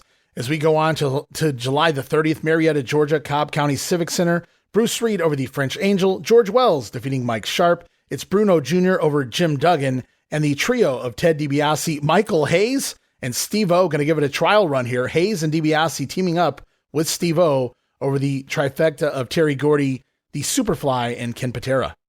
Yeah, again, I can't see anybody's shoulders being down for a 3 count in that match. That's just a very odd situation here as DiBiase gets thrown to the Lions, not just back in the ring with the likes of those 3 heels, but he's already teaming with Michael Hayes, and we haven't even really seen DiBiase back on TV to explain his take on things. I wonder if they did a little segment in the match where DiBiase gives him a little side eye. I hope they did something. It would have certainly made sense as we have one more house show before we get to our final piece of TV this week. July 31st in Hiawassee, Georgia. I hope I said that right. At the Georgia Mountain Fairgrounds. You know anything about Hiawassee, Jamie? I don't think I've ever heard of Hiawassee. Well, fair enough. I don't have results, but I do have the matches. It's Wrestling 2, taking on Jim Duggan, Bruno Jr., and Brian St. John. DiBiase teaming with his old buddy Steve-O against Gordy and Snuka. Needless to say, no title change there. And in the main event, once again, no title change. It's Ken Patera and Tommy Rich. And if the results are the way they've been playing out lately, it's likely Rich over Patera on a DQ. No, probably. But a nice solid card for a fairground. And we roll on, Jamie, to yet another month here in 1981, going to the month of August. That was my birth month. New booker heading in is Ole Anderson right around the corner. Any day this week, Ole going to take over full duties as the new booker, relieving George Scott here in the Georgia territory. Well, it's nice having you, George Scott, but there's one thing that I meant to bring up actually 2 episodes ago. Okay. I failed to bring up, and so did you, that we had a new background for Gordon Soley starting on the July 4th show. Yeah. Through the iconic yellow or goldish background. Right. It's the same exact pictures from the silver or gray, just with a different color tone to it. Yeah, and good call. It's actually the more iconic because now cable's really starting to expand even more for the next year before we get the switch to World Championship Wrestling. And it's really the background that most people remember. Yeah, this gold or yellow background. Yeah, see, we didn't get cable until around 87. That was really because they kept voting it down here. They said it wasn't profitable in the bigger city, at least in Cleveland. It was in the suburb area, but we did not have cable until the beginning of 87. But luckily, Georgia came up here and ran shows in the Cleveland area, so we did get it on syndicated TV at the time, Channel 61 locally. So I got to see at least the last couple years of Georgia TV, off and on, obviously. I was a kid, but, sometimes I tune in. Hey, any Georgia's good Georgia. I agree. As a matter of fact, when we get up into September, Georgia actually airs the syndicated show in Philadelphia for about 3 weeks. Really? Okay. That's interesting. It all had to do, and then it was taken over by Florida for about 3 more weeks, all because WWF used to tape at the Allentown Fairgrounds, and every September was the Pennsylvania State Fair up on the fairgrounds.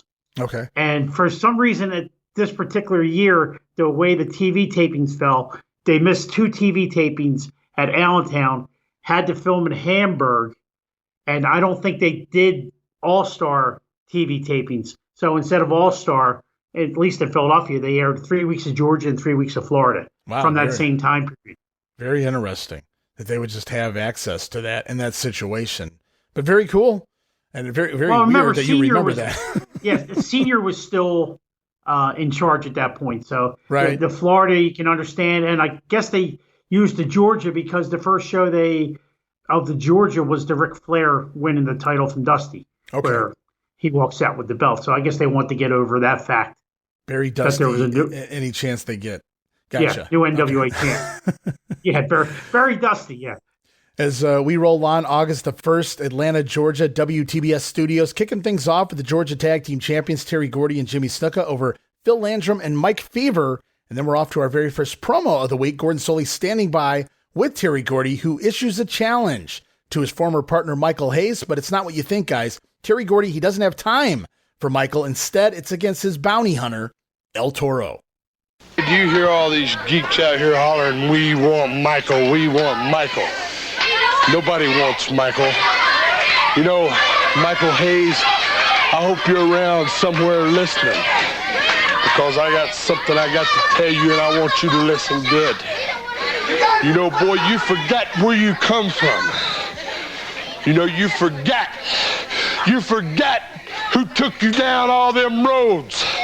And you forgot who took you up all them ladders. But you know something, Gordon?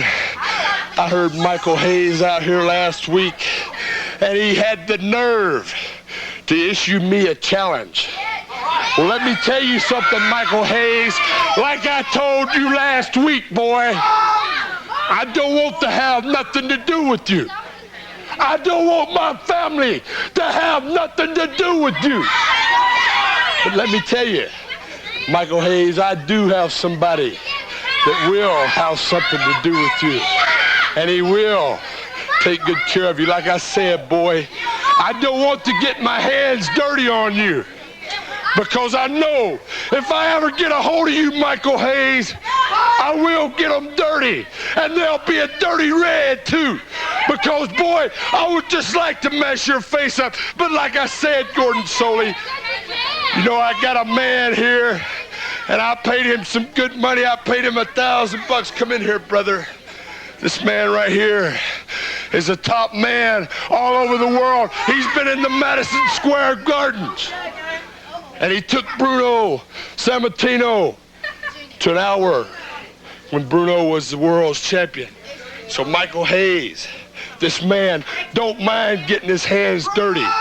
And he's going to take care of you right here on Nationwide TV. Well, we'll find out if Michael Hayes accepts that challenge. We'll be back in a moment. So Gordy says he doesn't have time to get in the ring with Michael Hayes. He's got bigger things to do. He's the Georgia Tag Team Champion with Jimmy Snuka. Instead, he brings out El Toro, his bounty hunter, to take on Michael, should he accept the challenge. As he says, Toro once wrestled Bruno Sammartino to a 60-minute draw at Madison Square Garden. What's worse, not acknowledging Bruno as a world champion, or stating that Bruno had to go 60 minutes with this guy? Wow. I'm speechless. Well, I clearly... Somebody obviously did not like Bruno. Yeah, what an odd choice of a name to throw out here, but I think a little bit it has to do with Bruno being in the mags and Madison Square Garden being the mecca, if you will, of the United States as far as arenas go. But yeah, so supposedly El Toro went to a 60-minute draw with Bruno once upon a time. Can you imagine David calling home saying, "Hey, Ted, did you go to a 60-minute draw with El Toro?" Maybe they were testing David, how much they could trust him. Let's throw this out there and see how long it takes to get back to Bruno. As possibly, that's great. We head off to the ring to kick off the show. Kevin Von Erich defeating Pedro Zapata with a standing side body scissors, rocking back into a cradle, kind of a Rob Van Dam type thing there. Kevin, he'd love to use those body scissors, scoring the win in 5 minutes. Great win for Kevin. Kevin's impressive here in his first 3 matches. Oh, I'm not going to deny that whatsoever. We're going to continue on with the program, and he wasn't here last week. Remember, he had prior commitments. Well, he returns this week. We're going to hear from Ted Dibiase, but something very unusual taking place here. Ted Dibiase, standing by his side, one Michael P.S. Hayes.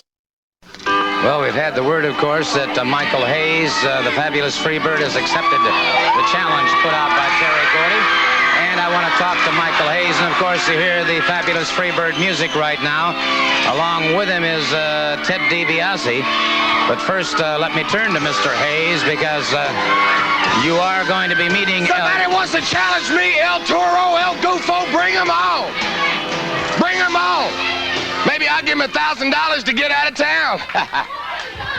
Well, Gordon, I'll tell you what. I'll tell you something, Hayes. I can't say that I like you. And I dang sure can't say that I completely trust you. I don't blame you. And I guarantee you that I'll have somebody watching my back. You should. But I'm giving you the benefit of the doubt, Hayes, because if I wasn't, I wouldn't be standing here as your partner. I appreciate But I know what it's like when a trusted friend turns on you, when a friend lets you down. It happened to me back in Louisiana when Paul Orndorff turned on me when he falsely accused me of dodging him a title match. Well, a man's ego finally ran away with him, and that's what's happened to Terry Gordy.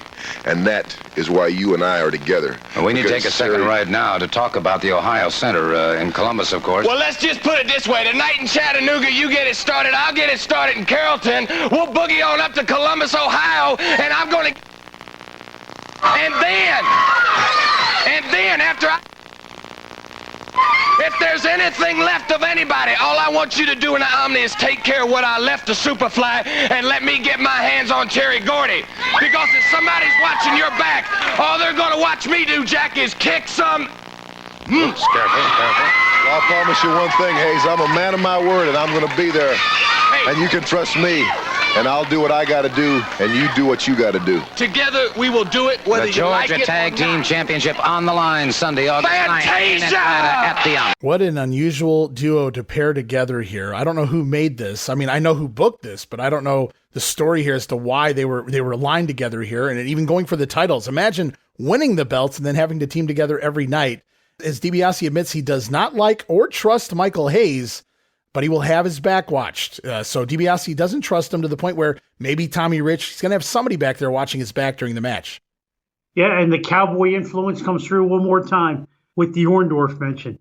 Yeah, there it was. Ted Dibiase says he knows what it's like to be turned on. He knows how it feels. Michael Hayes being turned on by his former Freebird brother, Terry Gordy. Paul Orndorff did it to him in Louisiana. So I love that throwback there. Good callback by Ted Dibiase. And then clearly some racist comments from Michael Hayes towards one Jimmy Snuka. Lots of bleeping there. And they also bleep out the word ass as well. So fun promo. Unfortunately, we didn't get to hear half of it. Yeah, well, that happens sometimes. Those two guys were fired up. And I got to believe that the teaming of Hayes and Dibiase here is strictly because they know Dibiase's on the way out and get some last minute mileage. Yeah, I guess that would explain why he goes. Right. And it gives credibility to Hayes going forward.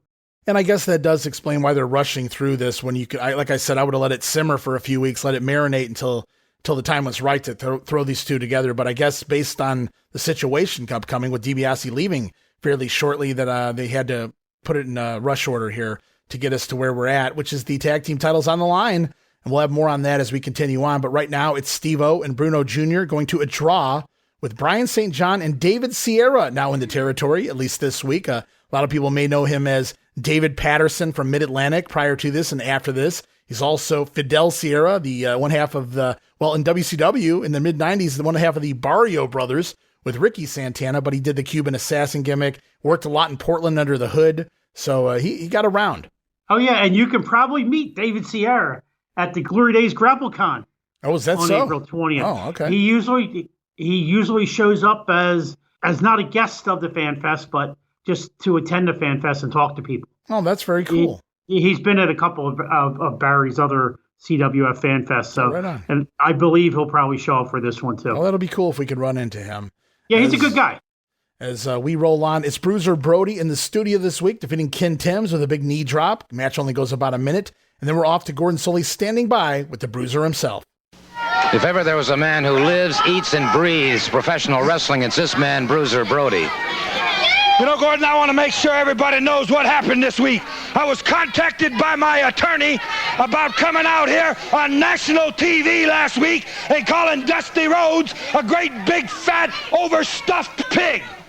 Well, I want to make sure everybody knows that Dusty Rhodes is a big, fat, egotistical blowhard, and I don't mean instead of a pig, I mean in addition to a pig. I want to tell you something about Dusty Rhodes. He's beat every wrestler in this game from Manhattan Island to San Francisco. Every wrestler except yours truly, Bruiser Brody. And I want to make sure that everybody looking at me knows one thing. Take it as the gospel. He ain't going to beat me. He never beat me. And when I get through with him, everybody will know who is and who ain't deserving of being the world's champion. Well, Blackjack Mulligan still wants you in Atlanta at the Omni, sir. You know what he reminds me of? You remember when you was a kid and you had one of those little bolo punching bags and you put your foot on it and you'd haul off and you'd bust it and it would hit the floor and it would come all the way back up. And you kept punching it and punching it. And after about 4 years, it just wore out, fell apart, and you took it out back, stuffed it in your trash can, and threw it away like the garbage it is. And that's exactly what I think of Blackjack Cowboy Mulligan. Tomorrow night in Columbus, Ohio, your chance to get that world championship. You see this boot? I'm going to kick Dusty Rhodes in the back of the head, in the back of his pants, and clean out the front door of the convention center in Columbus, Ohio. So there it was, Bruiser Brody. You know, my first thought when he starts talking here is, Bruiser Brody has an attorney? Just doesn't look like a guy who has a lawyer on retainer, huh? Yeah, you would think Brody's his own attorney if he has to go to court. I don't even want to picture Bruiser. Well, actually, I kind of do want to picture Bruiser Brody in court, as he says he was contacted by his attorney about calling Dusty Rhodes a big fat pig last week. Well, he's going to double down here this week. He says, Dusty, not only a big fat pig, but he's also a big fat egotistical blowhard. So not instead of, mind you, Jammie, but in addition to the comments he made last week. I wonder if there's some backstage heat between the two of these guys, or there's either... Well, there is now. Or there is now, or there's just a lot of love. And Brody, you know, I know earlier on, I can't believe he said it, but maybe the two guys were actually tight at beer drinking partners. Well, it's very possible. And we just don't know it. Well, I'm sure no matter what, they made a few bucks out of this. So I don't think anybody was complaining at the end of the night. As we go off now to a VTR from the other side. Remember Brody coming for that NWA World title? Well, now we're going to hear from the champion himself. Here's the American Dream, Dusty Rhodes. The wrestling capital of the world, Columbus, Ohio. All of a sudden, it's on the map. Seen some great wrestling matches there. Bruiser Brody, now it's your chance of destiny. Now it's your time to get your ugly face in there with the prettiest, the greatest, the best. My fists are like lightning bolts flashing from the sky. I'm going to whip you in Columbus, Ohio, like your mama should have whipped you about 27, 28, 29 years ago. I'm going to make you look silly because you ain't going to take the gold from the golden boy. Oh, it's all coming to a head very shortly here, Jammie, August the 2nd, tomorrow night, Columbus, Ohio, the Ohio Center. Bruiser Brody, Dusty saying that Brody is not going to take the gold from the golden boy, baby. Nobody's taking that title from Dusty. You're going to have to kill Dusty Rhodes to get that title from him. I wouldn't go that far, but we'll have to wait and see. As we progress now onto the show, it's George Wells and Bruce Reed continuing their tag team action. This week going to a draw with Jim Duggan and Big Rick Link. There's an interesting duo. Very impressive. And we get a draw out of the deal. Link didn't lose this time. Up next, guys, we got a 5-minute audio segment here for you. I'm going to try to chop it up best I can for everybody. But basically the situation is this. It's Ken Patera and his biggest feat of strength to date. He's going to allow the Superfly, Jimmy Snuka, to take a sledgehammer and break 3 cinder blocks over his chest. Because during the past several weeks, Ken Patera has been absolutely amazing with his feats of strength. Well, today he is going to attempt something else that is most unusual, and I might point out extremely dangerous. You know, I don't know if you can actually call it a feat of strength, but you can call it something along the lines of being a daredevil. You know, Evel Knievel used to do some wild things, right?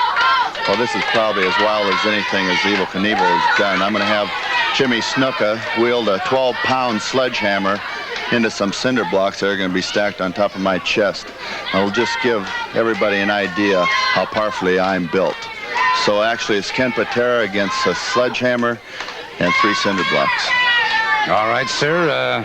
I've heard of people trying this with a single cinder block, but this is the first time in my lifetime I've heard of anyone attempting it with 3 cinder blocks at one time.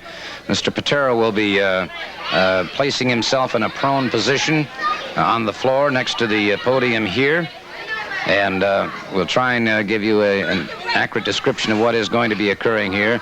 Obviously, a folded towel placed on the chest. Yeah, a lot of people might think, well, Patera's probably got a steel vest on or something like that, you know. Well, everything Ken Patera does is for real, baby.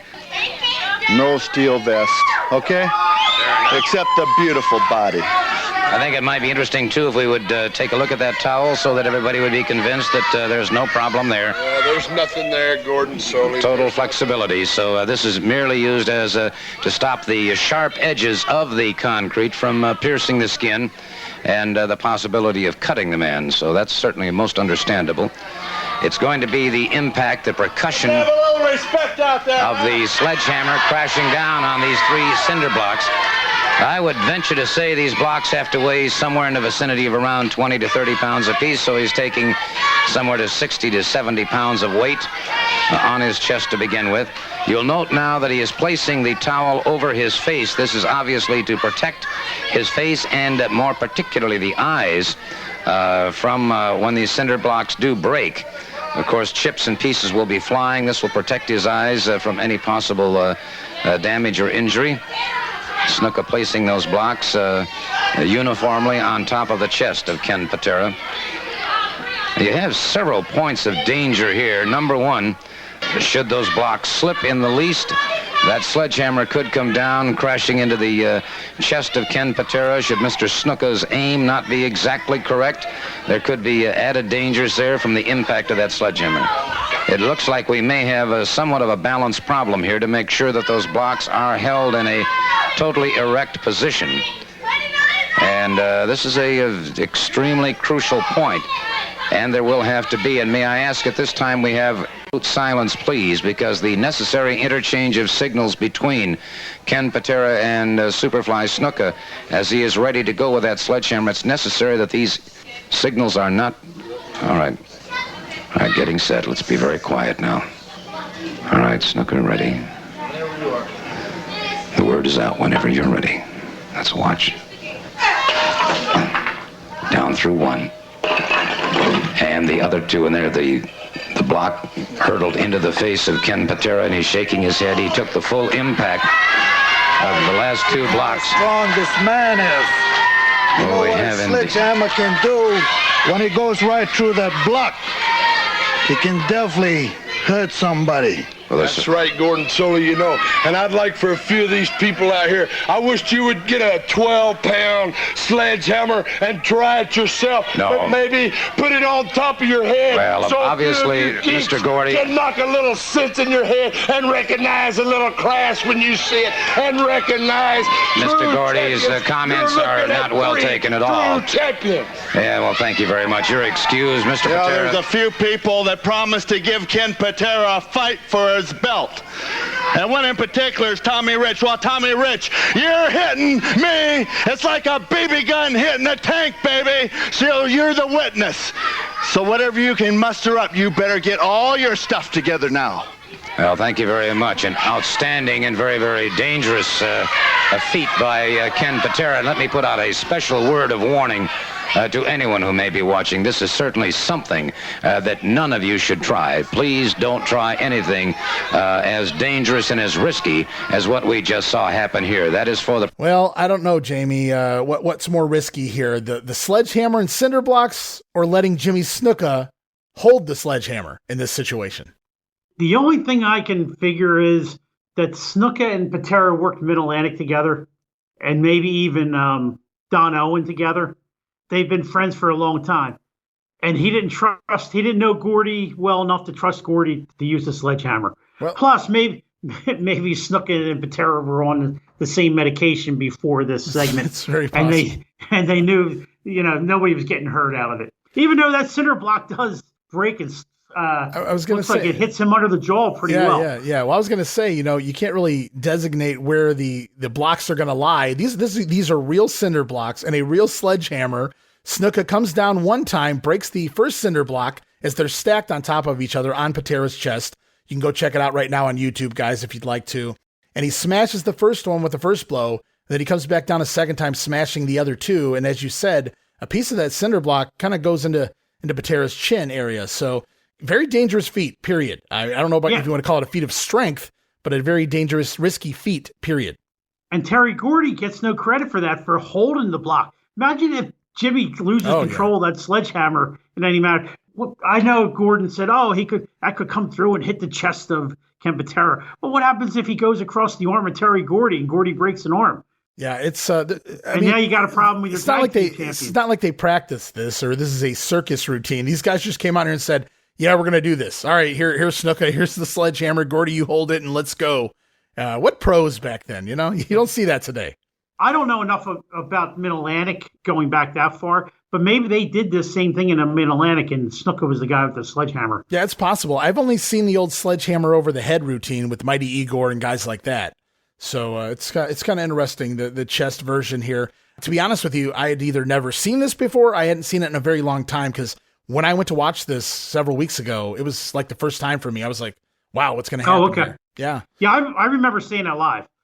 All right, we're going to go on, Jamie. So the next matchup, we're actually going to save it for last because there's a little bit of context to that one, but a few more squashes we're going to jump in here first, including Mr. Wrestling 2 teaming with Tommy Rich. So they are the new TNT because they're on TV teaming now. Tommy Rich and Wrestling 2 over Joe Foster and Rick Ferreira. It's Georgia heavyweight champion Ken Patera defeating Mike Reed. Ted DiBiase teaming with old partner Steve-O once again over Pedro Zapata and David Sierra. And then Kevin Von Erich back out for another matchup against Don Gilbert. And now I want to go back to the other match I was referencing, and that's Michael Hayes taking on Terry Gordy's bounty hunter, El Toro. Now remember, Bruno Sammartino himself, Sr., I should add, had all sorts of trouble with El Toro once upon a time in Madison Square Garden, going to a 60-minute draw. And for those scratching their head and going to the history of WWE, no, guys, this never happened. But it's Michael Hayes able to put El Toro away in a quick fashion, 3 minutes and 40 seconds with a running bulldog and a Terry Gordy version of the pile driver. So adding a little insult there, Gordy standing ringside to watch the match and Michael Hayes basically squashing this guy who went 60 minutes with Bruno up in New York City. But down here, it's Michael Hayes with the win with the pile driver, Terry Gordy's pile driver. Never doubt Michael Hayes. Yeah, just very intriguing. They bring this guy in, and I did a little Google because I wasn't sure who El Toro was, but I am familiar with Francisco Flores, a.k.a. the Mexican Angel. That's who he is here. I didn't recognize him with a shaved head. He also had teamed back in the 70s. This is the guy from the WWF that was like the Mexican heavyweight champion and came in the ring with the sombrero. There were two Francisco Floreses. I believe this one is that. So I believe wow. So. Okay. I could be wrong. Somebody will correct me if I am, but I believe the other one was like a promoter and whatnot down in Mexico as well. So yeah, I believe this is the WWF version, if I'm not mistaken. Also teamed up as one half of the Black Angels team back in the 70s. He was Gunga Din when he first broke in. And according to wrestling data, and I don't know how accurate this is, they claim that he was El Lobo, the man under the mask that Tommy Rich unmasked a few weeks ago here on TV. I didn't go back to check, but I could have swore the guy was a little smaller and actually had hair on his head. And I could be wrong, but he may have been Caucasian. El Toro is definitely not. Kind of interesting to see his background and everything he's done up until this point. On the way out of the wrestling business is El Toro, and he does a job to Michael Hayes in the process. As we close out this edition of Georgia TV with one final promo this week, it's Kevin Von Erich standing by with the Dean, Gordon Soley. Me right now, I'm referring, of course, to Kevin Von Erich, and may I congratulate you, 2 outstanding victories today. Well, thank you, Mr. Soley. It's great to be here.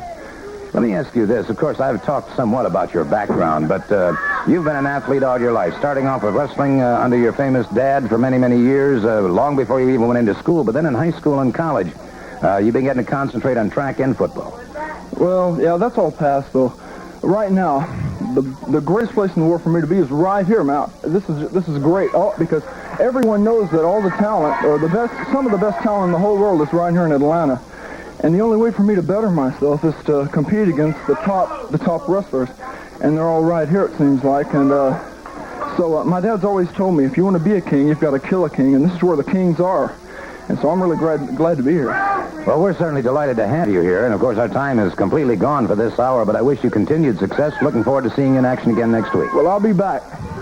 There you have it, Kevin Von Erich. That's all the time we have this week. Until next week, Gordon Soley saying so long. So this was kind of funny because Gordon Soley's wanting to put over Kevin's background in athletics. He talks about Kevin going to college. He mastered in the track and football field.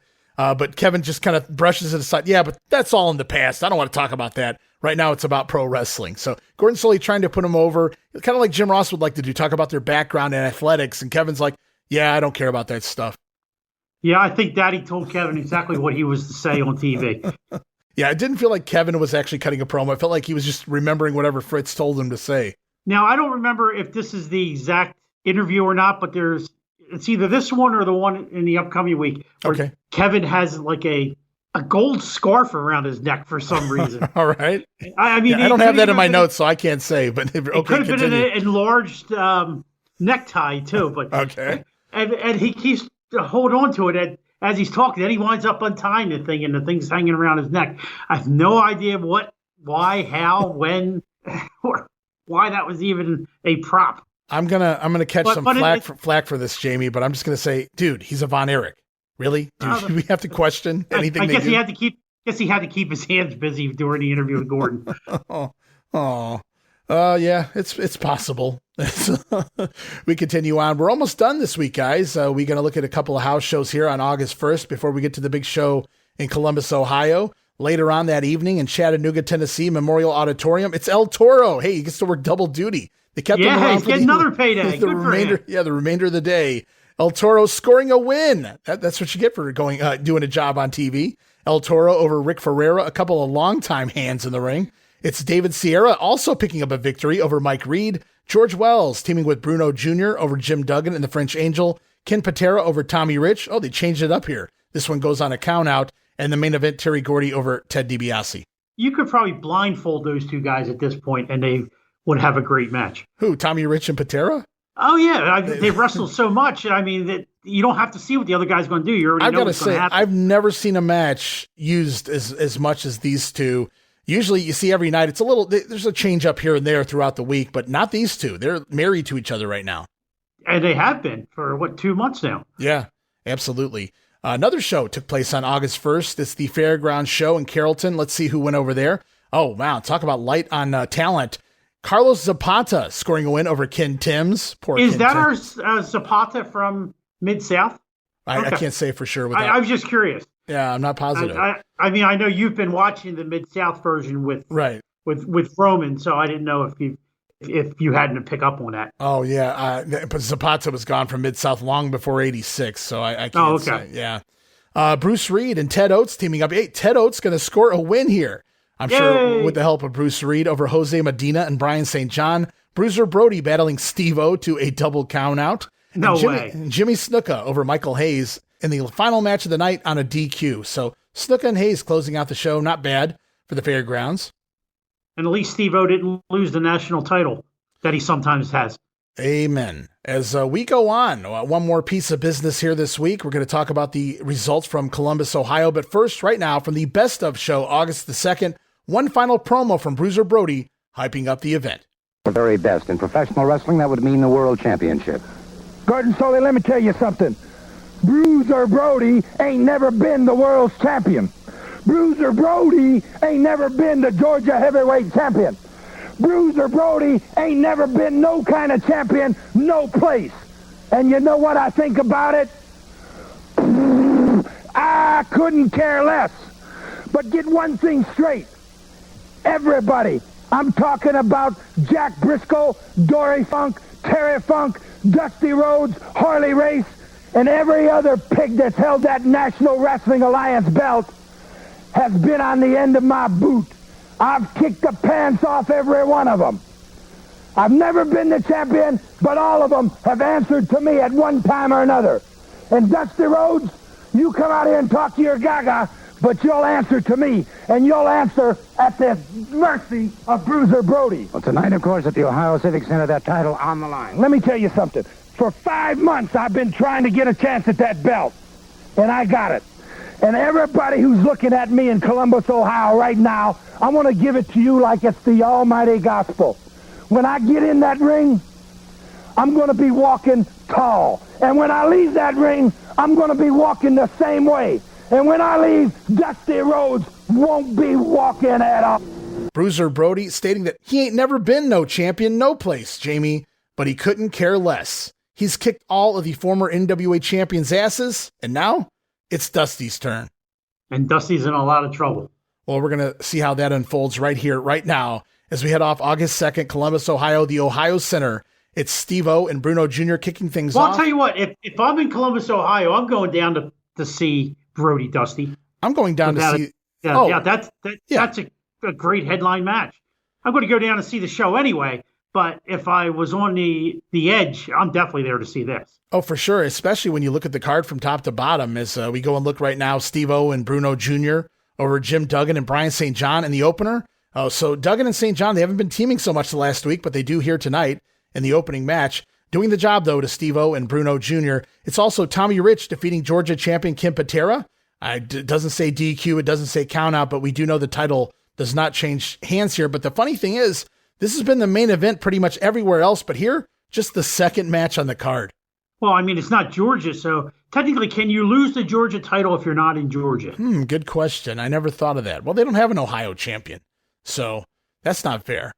Also on the card here, it's Terry Gordy over Ted Dibiase, Michael Hayes scoring a win over Superfly Jimmy Snuka, and in the main event, here it is, the NWA World Heavyweight Champion Dusty Rhodes going over on Bruiser Brody by DQ. Yeah, Dusty wasn't doing the job in that match.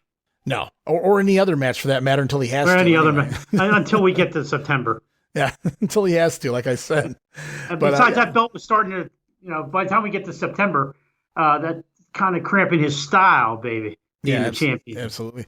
Well, pretty quick show this week, quick and over with. We got through a couple more pieces of TV, looked at Columbus, Ohio, and next time around, it's 2 more weeks of TV, and we're back to the Omni in Atlanta, August the 9th in between. Looking forward to that show. I believe we get Brody and Mulligan once again. We know we got Dibiase and Hayes against Gordy and Snuka. Lots of things going on right now, upcoming in the Omni card. But man, just another couple weeks of TV as we kick off the booking era of Ole Anderson, which will continue all the way until, well, the end in 1985. Right, we're transitioning over to Ole at this point. And this is where, as I mentioned earlier on, a lot of people, cable is even increasing even more. And Ole takes Georgia Championship Wrestling to new levels. Yeah, and another thing's going to happen here in the month of August. You guys can head over to YouTube, and I'll try to add them myself as well if they're already missing out there. But somewhere here in the month of August, we're going to begin getting basically every episode in completion of Georgia Championship Wrestling. Somebody released them many, many years ago. Basically, it's like master footage, maybe first gen for those tape traders out there who know what that means. But the quality's pretty damn good, and it's basically the entire episodes of GCW moving forward. So you guys are going to be able to go back and watch and check a lot of things out. Yeah, it's either the 15th or the 22nd, I believe.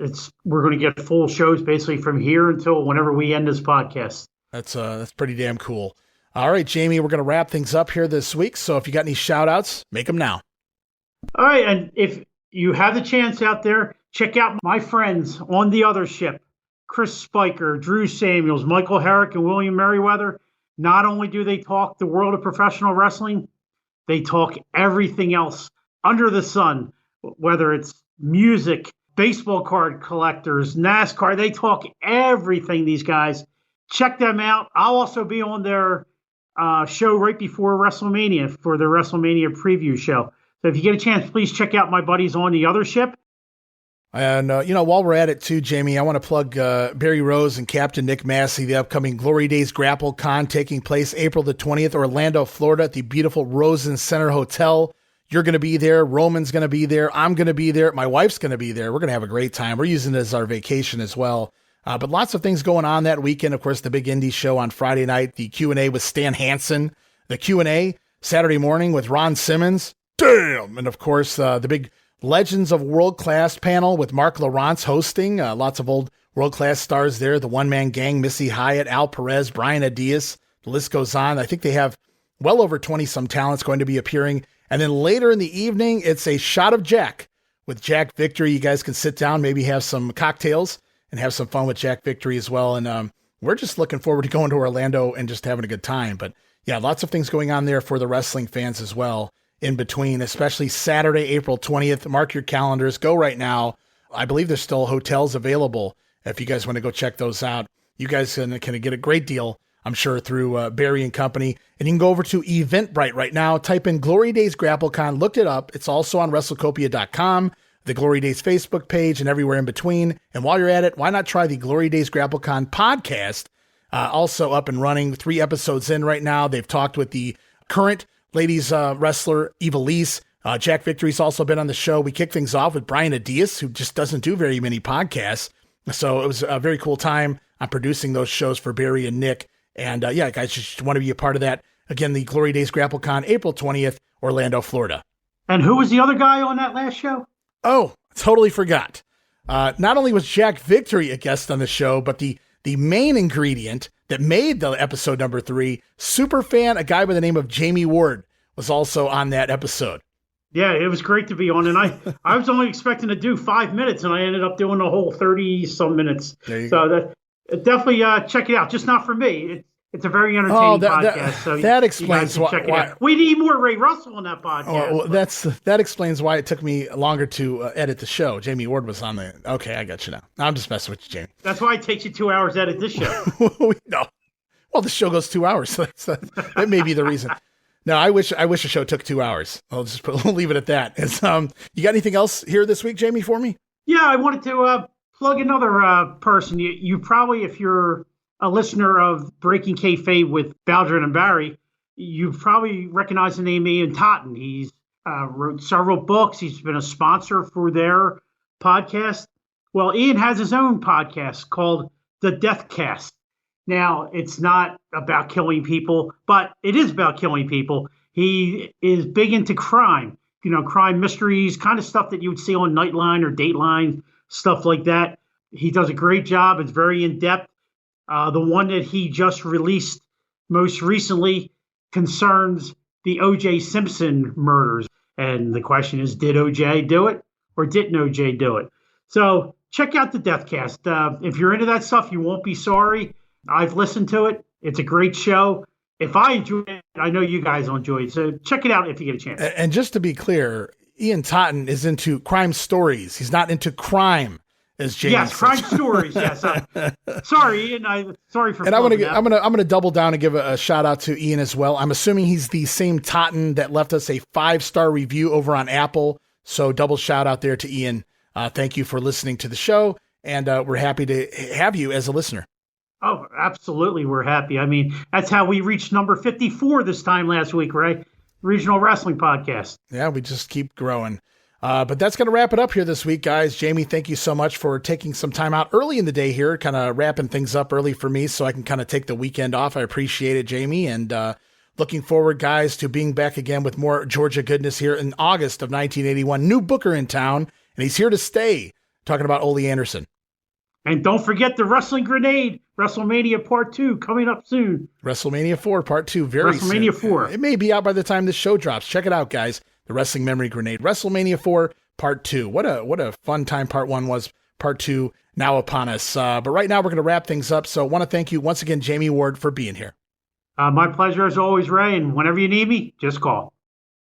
And all right, that's going to wrap it up here again this week. Don't forget to check out that $5 all-access tier over at patreon.com/WrestleCopia. And I've been your host, Ray Russell. You can find me on X, formerly Twitter, at Rasslin Grenade. That's at RASSLIN Grenade. Also, Facebook.com/Rasslin Grenade. And we'll be back soon with more Georgia 81, more Memphis 85, and more UWF 1986 right here on the Regional Rasslin Podcast, where we talk the territories.